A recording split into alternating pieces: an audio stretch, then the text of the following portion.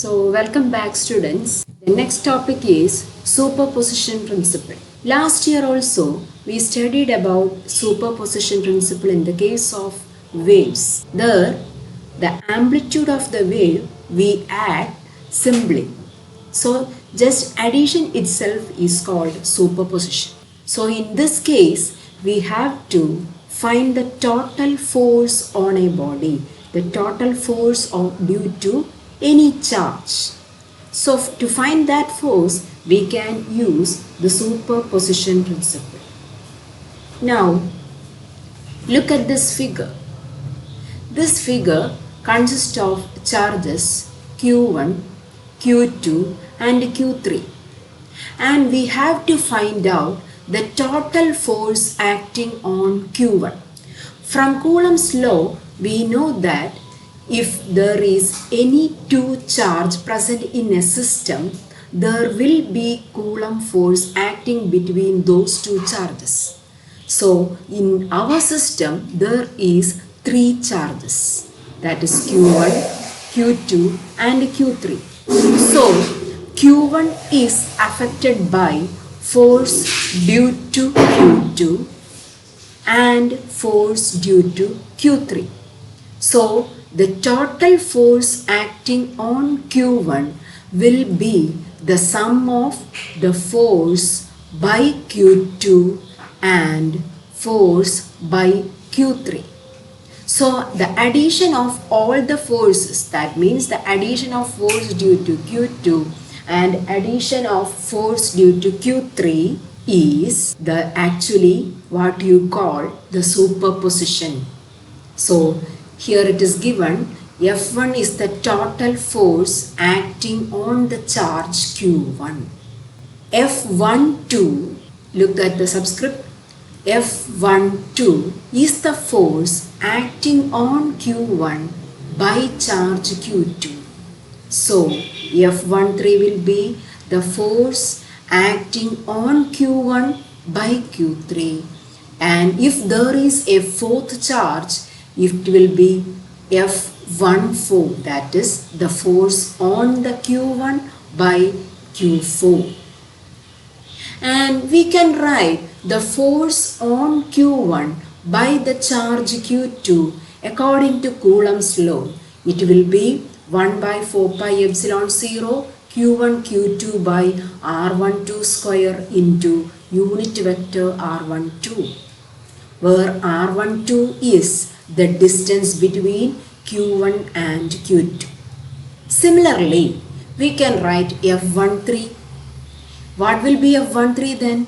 It will be 1 by 4 pi epsilon 0 Q1 Q3 divided by R13 square into unit vector R13.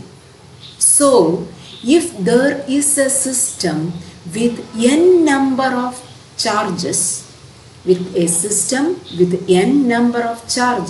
the total force acting on Q1 will be the sum of the forces due to all other charges, like F12 plus F13 plus F14 up to F1n.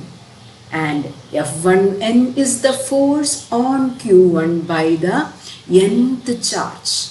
So we can write F12 will be 1 by 4 pi epsilon 0 Q1 Q2 divided by R12 square into unit vector R12 plus 1 by 4 pi epsilon 0 Q1 Q3 by R13 square into unit vector R13 plus 1 by 4 pi epsilon 0 Q1 Q4 divided by R14 square into unit vector R14.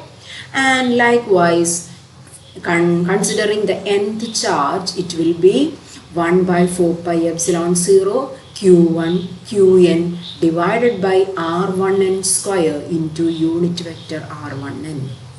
And using the summation symbol, we can write, take the common terms outside, we can see it will be Q1 by 4 pi epsilon 0 summation over I from 2 to n Q1 divided by R 1t square into R1t. Got it? So that is the superposition principle.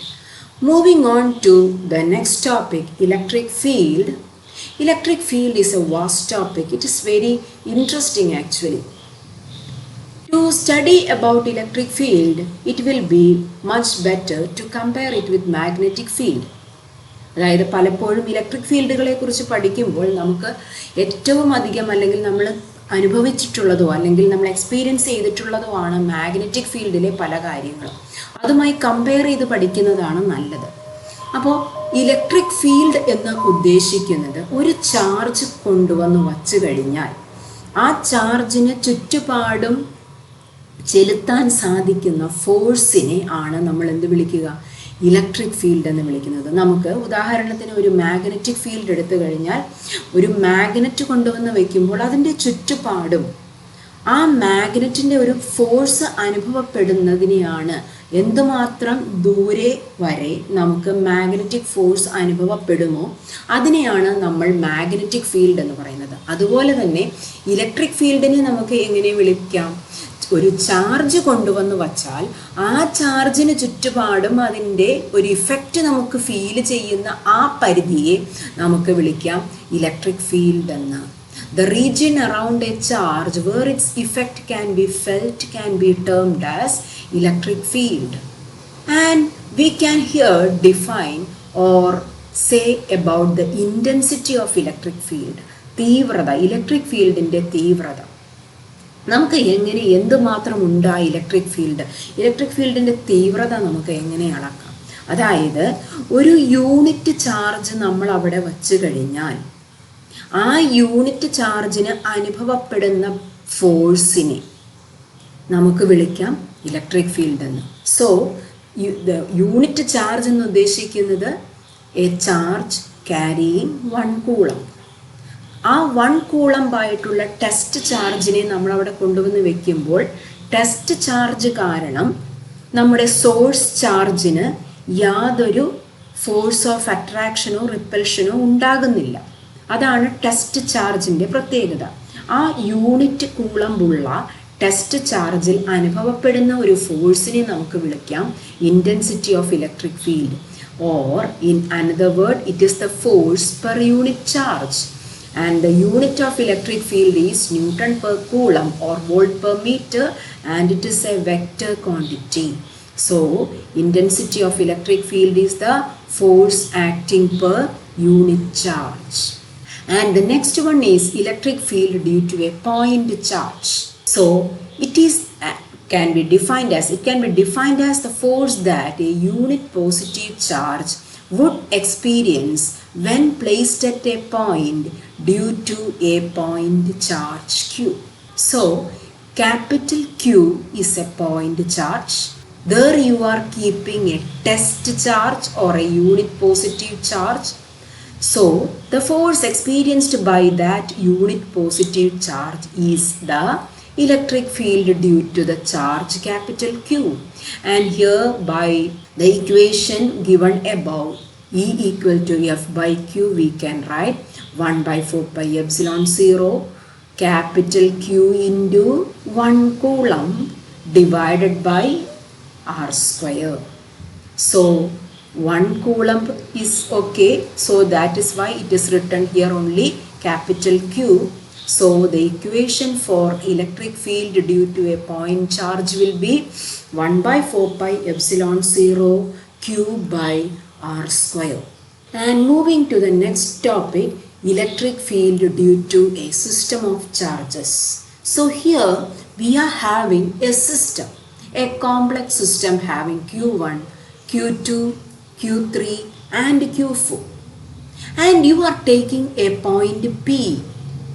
And this point P is at a distance of R1P from Q1, R1P from Q1, R2P from Q2, R3P from Q3 and R4P from Q4.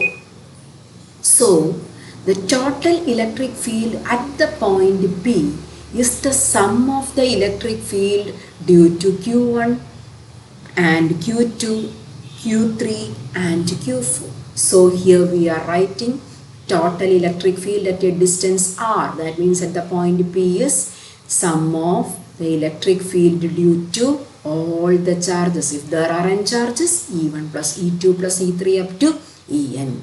Summing up, we can write 1 by 4 pi epsilon 0 summation over I equal to 1 to n Qi divided by RIP square into unit vector RIP. So total field is the vector sum of individual charges.